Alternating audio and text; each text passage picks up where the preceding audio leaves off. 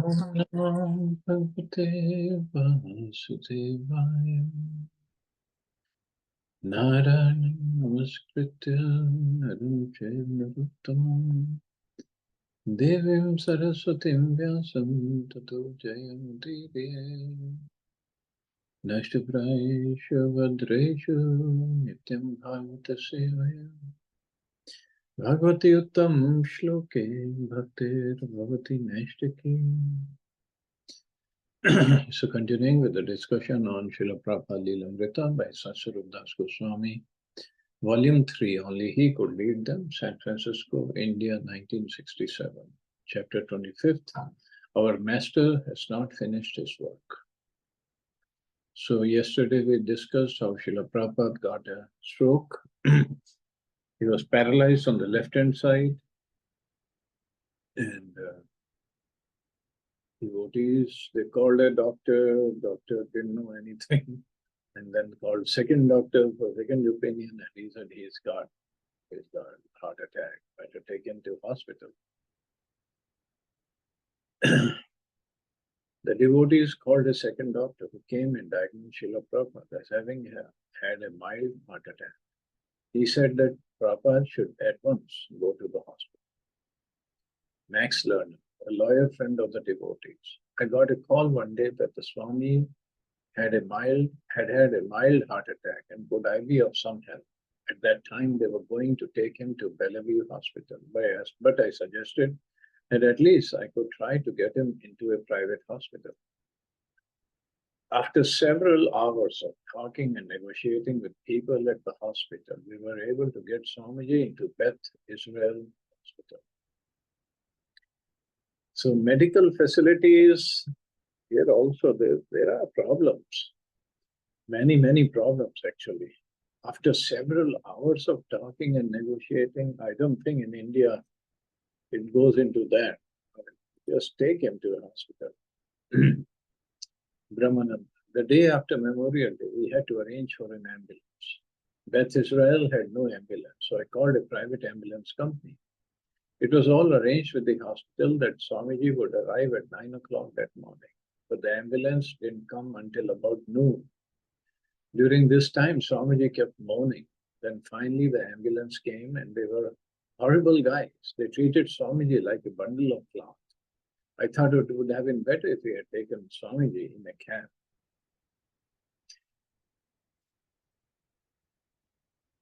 Except for Kirtananda, who stayed in Prabhupada's hospital room as a nurse, no one else was allowed to stay.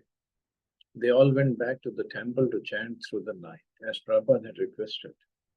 Kirtananda phoned Hagriv in San Francisco and told him what had happened, how Swamiji had suddenly fallen back and cried out, Hare Krishna, and how there had been nothing for about 30 seconds, and then a big gasp, Hare Krishna, Hare Krishna. Kirtananda told Hagriv that the devotees in San Francisco should chant all night and pray to Lord Nrsimhadev. Tavakare Kamalavare Nakam Adbhuta Shringam Dalita Hiranyakashipu Tanu Bringam Keshavadhrita Narahari Rupa Jai Jagadish Hare. Lord Nrsimhadev, the half-man, half-lion incarnation of Lord Krishna, had appeared in another age to save his pure devotee Prahlad and kill the demon Hiranyakashipu. Prabhupada had asked his disciples to pray to Lord Nrsimhadev by chanting the special mantra and thinking, our master has not finished his work, please protect him. The boys went back to the temple and chanted together, but after a few hours they fell asleep. They wanted to rest so that they could go to the hospital the next day. Haridas. When we heard about it in San Francisco, there was grief and people were crying. There was a tremendous love and thinking about Swamiji, and just concentration, a mass concentration of pulling him through, giving him strength and summoning the help of Krishna and Lord Chaitanya, and everybody we could possibly call upon to lend their energies. People came into the temple doing rosaries and whatever faiths or beliefs or trips they were on, they were directing that towards healing. They were all chanting with us. I agree. It's a night I'll never forget. We turn on the altar lights behind the Jagannath Light candles and chant in the flickering shadows. It's a solemn chanting and even more solemn dancing. News quickly spreads down Hyde Street, and soon the temple is crowded with others come to chant with us through the night. Mukunda and Janki from New York, but there is no additional information. Kirtananda is spending the night in the hospital beside Swamiji's bed. No one else is being allowed in. Hospital regulations. Yes, everyone in New York is chanting. We chant past midnight. Most of the guests leave, but none of us yet feel sleepy. The chanting overtakes us in waves. My mind wanders to Swamiji, to New York, to the future, to the past. I have to yank it back into the room to confront the present, to realize why we are here chanting, to petition Shri Krishna to spare our master a little longer, to allow him to spread Lord Chaitanya's glorious Sankirtan movement around the world. Their chanting is always here, insistent. By 2 a.m., I begin to tire. I change instruments just to keep awake, sometimes playing mridanga, sometimes cymbals or harmonium. Many dance to stay awake. The girls serve prasadam, sliced apples. It is dangerous to sit next to the wall, an invitation to doze off. We are so afraid. Hare Krishna suits, so chanting releases us from so much needless fretting. Through it, we can relieve tensions, grief, plead, and hope. It is between 3 and 4 a.m., the most ecstatic hour, the Brahmurata hour before the dawn. If he is alive at this hour, surely he will live. We sing, we chant on beats, constant Hare Krishna. We chant through the usual 7 a.m. Kirtan hour and into the morning. We chant 14 hours without cessation. We cleanse the dust from the mind's mirror. We see Krishna and Swamiji everywhere. Surely now he is well. During the night, Srila Prabhupada's heart pained him. The next day he remained in critical condition. He could speak, but softly, and was too exhausted to converse. Skeptical of the doctors, he diagnosed himself a heart attack affecting parts of his brain, thus paralyzing the left side of his body. Massage, he said, was the cure. On the morning of June 1st, other disciples joined Kirtananda in Prabhupada's room, and by taking shifts, were able to give Prabhupada a constant massage. They took turns massaging his head, chest, and legs as he directed. This simple act drew each of them into an intimate relationship with him. When Prabhupada heard that not only in New York, but in San Francisco also, the devotees had chanted and prayed all night, he expressed satisfaction, not by his usual hearty smile, but by a very slight nodding and an approving sound. Despite his weakness, he was fully conscious. The doctors, or more often their aides, took blood, gave injections, and investigated. Their diagnosis wasn't conclusive. They had plans for experiments, and suddenly a doctor came in and announced the next move, a spinal tap. Prabhupada was too weak to discuss the pros and cons of a spinal tap. He had put himself in the care of his disciples and Krishna. The doctor didn't want to be impeded. He explained why a spinal tap was necessary. But he wasn't asking for consultation or permission. Everyone except for Kirtananda, who insisted on staying, had to leave the room while the doctor performed the spinal tap. Neither Prabhupada, who was too weak, nor his boys, who were uncertain how to act on his behalf, opposed the doctor. The devotees filed out of Prabhupada's room while the doctors readied the largest, most frightening needle they had ever seen. When they were allowed back, one disciple asked cautiously, "Did it hurt Swamiji?" Srila Prabhupada, his golden skin form wrapped in white hospital garments and lying between the white sheets, turned slightly and said, "We are tolerant." Rupananda. When Swamiji was first admitted to the hospital, it was very hard for me. I didn't know how I should act. I didn't have much experience with this kind of emergency. I was very uncertain as to what service to do for Swamiji. It was a frightening experience. Swamiji's life was at stake, yet his disciples didn't know what to do to save him. He lay on the bed as if at their mercy, but the hospital staff considered him their property, an old man with heart trouble, the subject of investigation. And for Swamiji's disciples, this was 100 times worse than dealing with Mr. Price and company. Now, it was not just a matter of risking money, but of risking Swamiji. Should they allow the EEG? What was an EEG? Was an operation necessary? An operation? But Swamiji had said that he should never even be brought to a hospital. Give me massage was all he had said, and chant Hare Krishna.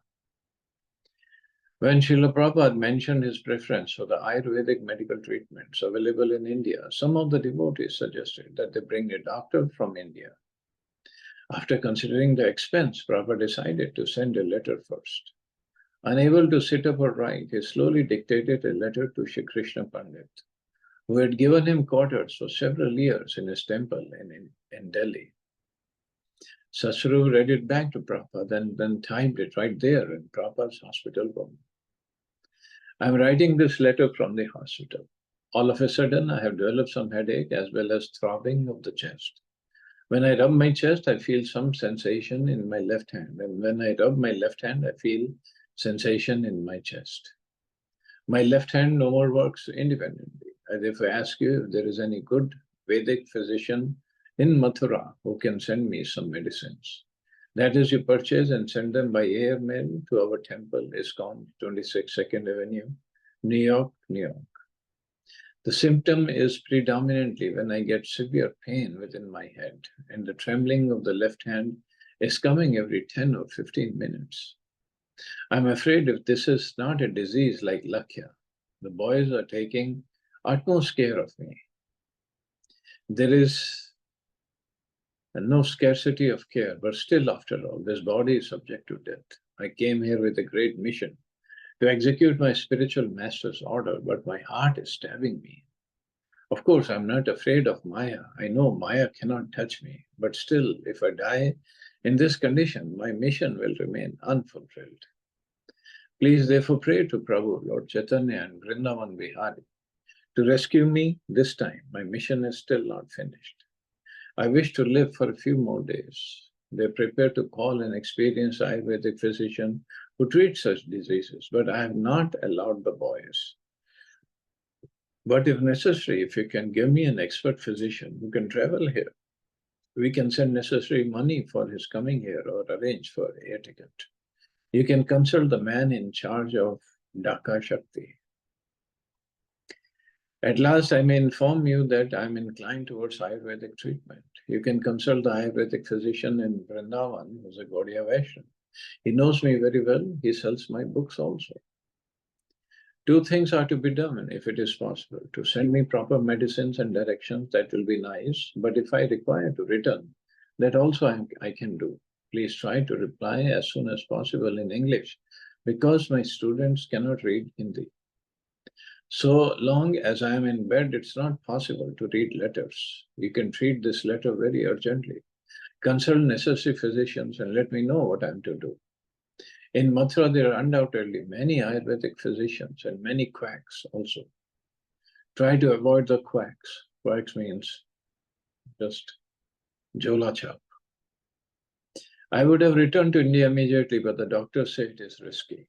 If need be, I shall return as soon as I get strength to take the strain of the journey. I repeat my symptoms so that you can take necessary care. All of a sudden, I developed some throbbing between the heart and stomach about 4 days ago. I was so exhausted, it was like fainting. Then I consulted a doctor who came and gave me medicine, but it was of no good effect. Therefore, my students at once transferred me to the hospital, where they are spending more or less 400 rupees daily. There is no question of neglect. All scientific treatment is going on, but I think Ayurvedic medicine will be proper. Therefore, I request you to take immediate steps and reply me. I hope this letter will convince you the actual position. While reading this letter, you may consult some friend who knows English very well so that he will read it correctly and reply correctly. There is no scope for corresponding in Bengali or in Hindi. So much details Prabhupada had to give.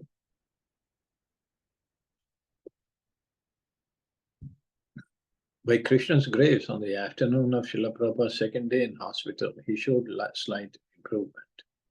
His heart was still causing him pain. His facial expression remained grave, which with never a smile, but he was a bit stronger.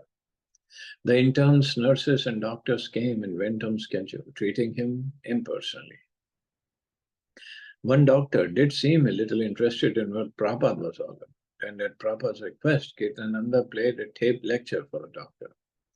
He listened politely, but then said, "It doesn't ring a bell." Means he could not connect with it. The doctor said he wanted to run a few more tests and that Swamiji might be able to leave after a few weeks if all went well. Srila Prabhupada tried speaking to the doctor, wanting to explain about Krishna. Jadurani had brought two of her paintings to the hospital room. One of Radha and Krishna and the other of fierce, half lion, half man incarnation, Lord Nrsimhadev, tearing apart the demon Hiranyakashipu. Speaking in a very low voice, Prabhupada said that these two pictures show how God is many-sided. Here he is in his loving exchange, and here also we see that anger comes from Krishna or God. The doctor politely said that he had his own philosophy and that Swamiji shouldn't be preaching while in such weak health. He should rest. Advising the disciples not to allow the Guru to speak, the doctor excused himself and continued his rounds. Srila Prabhupada, with a slight improvement, expressed more disapproval of being in the hands of the hospital personnel. They weren't able to do anything, he said. Krishna was in control. If Krishna wants to kill you, then no one can save you. But if Krishna wants to save you, then no one can kill you. Damodar. I was there when a doctor came in to check his reflexes. There was the usual tapping with a little rubber hammer on his knee, that kind of thing. Swamiji was visibly annoyed with this man's coming in and tapping him all over. He was capable of diagnosing and giving the prescription for the cure, and it annoyed him that these men, who obviously didn't know what they were doing, were coming in and interfering with the process of recuperation. Achyutananda. The nurse would always let the door slam, and every time it slammed, Swamiji would wince. He said, "Tell her not to slam the door." She would say, "Okay," and then she would let it slam again. Srila Prabhupada began sitting up in bed and taking prasadam from the temple, supplemented by some of the vegetarian items on the hospital menu. He would say a prayer and offer the hospital food to the picture of a spiritual master. The devotees would sit at his feet, watching him as he then mixed with his right hand the carrots, peas, and mashed potatoes. And he would always distribute some of his food into the hands of his disciples. Jadurani. We brought him many different kinds of fruit. We told him we had brought apples, but he was so tired, he only said, "Oh," and seemed disinterested. We told him we had brought oranges, but again, "Oh." He gave so many tired ohs, he seemed disinterested. Finally, I said, "I brought you watermelons," and immediately his face lit up. "Oh, watermelon." So he wanted to try that. Rotating in 4-hour shifts, 2 devotees at a time were always with Prabhupada. All the way, he would remain silent for long intervals, but massaging always continued, except when he was asleep. Gradually, the paralysis on his left side went away. So by massaging, they could regain all the functioning. So left side paralysis went away. Once while Srila Prabhupada was sitting up in bed, one boy massaged his leg and another softly, almost consolingly stroking the back of his neck. Prabhupada remarked that if he were not sick, he would have considered the massaging and rubbing too familiar. Damodar. I was massaging Swamiji's temples with one hand, my thumb on one temple and other fingers on the other temple. As I was massaging, Swamiji kept saying, "Harder, harder," and I would squeeze harder. I thought, "Gee, I don't know if I should squeeze so hard because he is sick," but he kept insisting, "Harder, harder." Purushottam, I was massaging Swamiji's head and started singing the chant, Shri Krishna Chaitanya. When I started singing, a very beautiful smile came on his face. Although I did it only briefly, he took pleasure in hearing. He seemed to take it that I was ministering to him just by singing Shri Krishna Chaitanya. As Srila Prabhupada gained strength, his disciples were ready with questions. Purushottam asked Swamiji in the scripture when it describes the lotus feet of Krishna, what does that mean, lotus feet? Prabhupada then sang a verse, Samashita ye pad pallav plavam, mahat padam punya yasho murare, bhavam buddhir vats padam param padam, padam padam tad yat vipadam na tesham.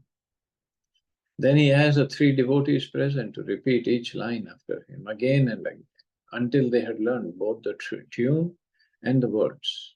In this verse from Srimad Bhagavatam, Srila Prabhupada explained, sitting up in his bed, the time of death is compared to crossing a vast ocean. It's very fearful. One doesn't know where he will go in the next line, and at every step there is danger in the material world. But for one who has taken shelter at the lotus feet of Lord Krishna, that vast, dangerous ocean of birth and death becomes shrunk up to no more than the impression made in mud by a calf's hoof print. There is danger, but the devotee doesn't care for it. Just like if a gentleman is riding by in a carriage and he passes a small puddle, he considers it insignificant. So do you understand now what lotus feet means? It was clear. Then Purushottam asked another question. Why do people say that God has no name? Srila Prabhupada replied by asking why. Since God is everything, he should not have a name. In fact, he said all names are describing Krishna. Prabhupada asked Purushottam what his name had been before initiation. Paul, he said. What does Paul mean? Prabhupada asked. It means little. Yes, Prabhupada said. That is Krishna. He is the smallest of the small. Satsvarup then volunteered his name, Stephen, which means crown. Yes, Prabhupada replied, Krishna is a king. But discussions were rare. Usually the hours were quiet. Prabhupada rested and the devotees on watch sat in chairs on opposite sides of the bed, reading or chanting softly on their beats. Late one afternoon, as the Manhattan sky turned to twilight, Prabhupada sat up after having been silent for an hour and said, I don't know Krishna, but I know my Guru Maharaj. One day, Brahmananda began giving Prabhupada a minute breakdown of the financial condition of the New York temple. In the midst of the detailed report, Brahmananda suddenly stopped, looked up at Prabhupada and said, do you want me to tell all the details? I thought you would want me to let you know. I mean, you should know. Prabhupada replied that if Brahmananda could take care of everything without his knowing the details, that would be all right.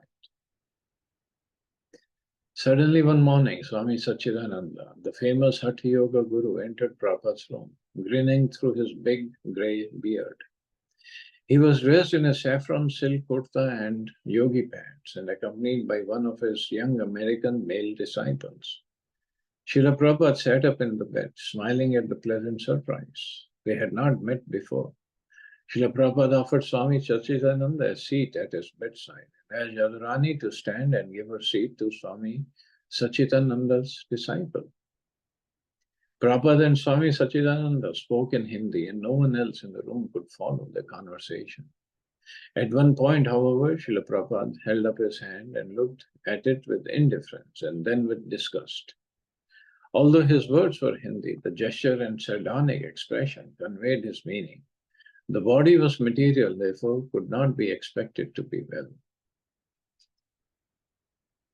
Prabhupada asked Achyutananda to read aloud from a particular purport of the Srimad Bhagavatam. If there is enough milk, enough grains, enough fruits, enough cotton, enough silk, and enough jewels, then why the people need for economic development in the shape of machine and tools? Can the machine and tools supply vigor and vitality to the man and animals? Can the machinery produce grains, fruits, and milk, or jewelry, or silk? Is not jewelry and silk varieties of food stuff prepared with ghee and grains or milk and fruit sufficient for man's pure, luxurious, and healthy life? Then why there is artificial, luxurious life of cinema, cars, radio, flesh, and hotels? Has the civilization produced any good result, more than the dog's mentality of quarreling with one another individually and nationally? Has the civilization enhanced the cause of equality and fraternity by sending thousands of men in the hellish factory and the war fields at the whims of a particular man. Heavy, heavy purpose.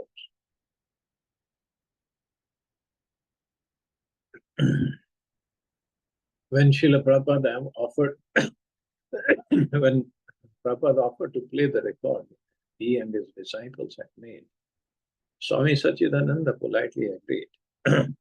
When Prabhupada offered to play the other side of the record, Swami Sachidananda said no, he had to leave. He offered Prabhupada some fruits, and Prabhupada, after accepting them, told his disciples, distribute these and give him some of our fruits in exchange. As Swami Sachidananda rose to leave, Srila Prabhupada suddenly got out of bed and stood shakily. No, no, no, Swami Sachidananda protested, don't disturb yourself. And then he was gone, escorted by Achyutananda. Srila Prabhupada lay back in bed.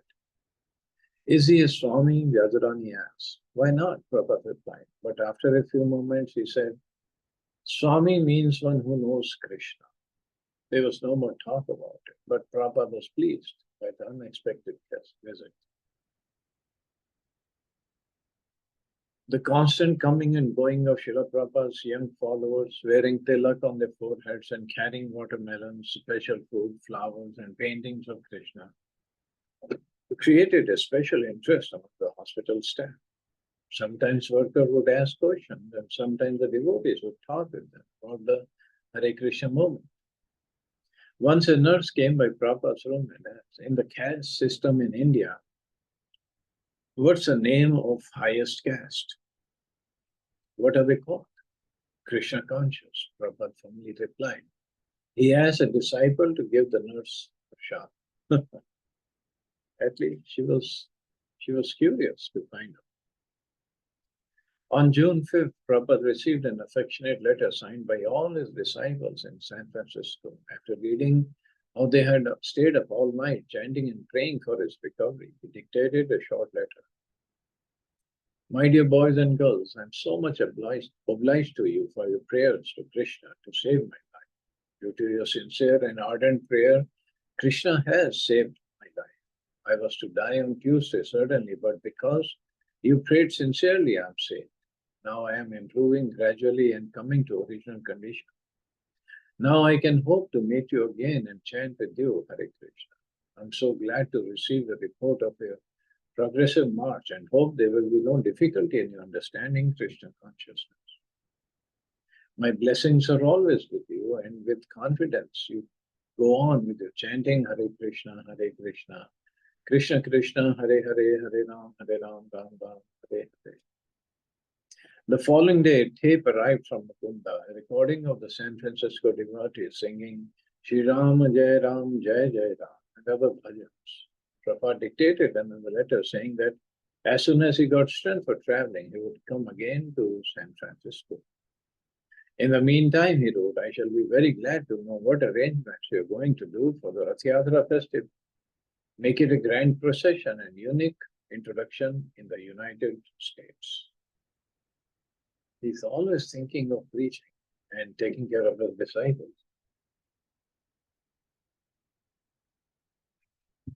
Some of Swamiji's disciples gathered in the storefront at 26 2nd Avenue one night. Sitting around on the faded rug, they discussed the meaning of Swamiji's illness. He had said that when the heart attack had come, it had been meant for his death. Therefore, he had called out loudly, Hare Krishna, thinking that the moment of death had come. Kirtananda remembered that Swamiji had once told him that when he was on the boat coming to America, the captain's wife had read his palm and said that if he survived his 71st year, he would live to be 100. Madhusudan asked, how could a pure devotee be subject to a death blow? Kirtananda replied that it was impersonal to think that because Swamiji was a pure devotee, nothing could happen to him and that they should not even worry about him. Of course, the apparent suffering or even the passing away of a pure devotee wasn't the same as an ordinary man's. Swamiji had given the example of the cat. Sometimes she carries her kittens in her mouth, and sometimes she carries a mouse in the same jaws. The mouse feels the jaws of death, but the kitten feels safety and affection. So although Swamiji's death call might have appeared similar to an ordinary man's for Swamiji, there had been no fear or danger.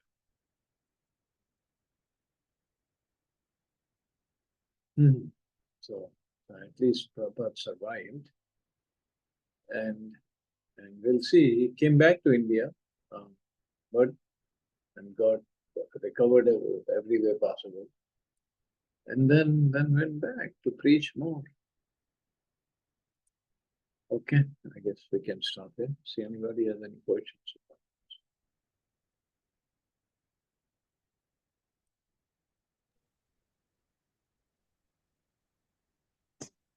मुझे कितना hard work है, मैं यही सोचती रहती हूँ। हम लोग को कुछ भी जरा सा भी कुछ हो जाता है, आप बिस्तर पकड़ के बैठ जाते हैं और 15 दिन तो कहीं नहीं गए, खत्म। नो चैंटिंग, नथिंग, कुछ भी नहीं होगा। And Yeah. है ना? और look at him. Prabhupada was 71 years old, still going strong. Very very strong. Acha Prabhuji, Srila Prabhupada had, you said like 3 heart attacks and then he was paralyzed. ऐसा था क्या?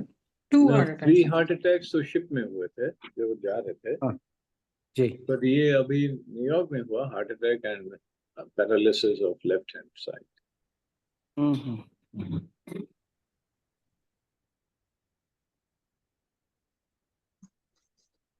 Yeah. Chalo, I guess we can stop. You all have safe and wonderful day. Hare Krishna. Jai Shri Hare Prabhupada. Krishna.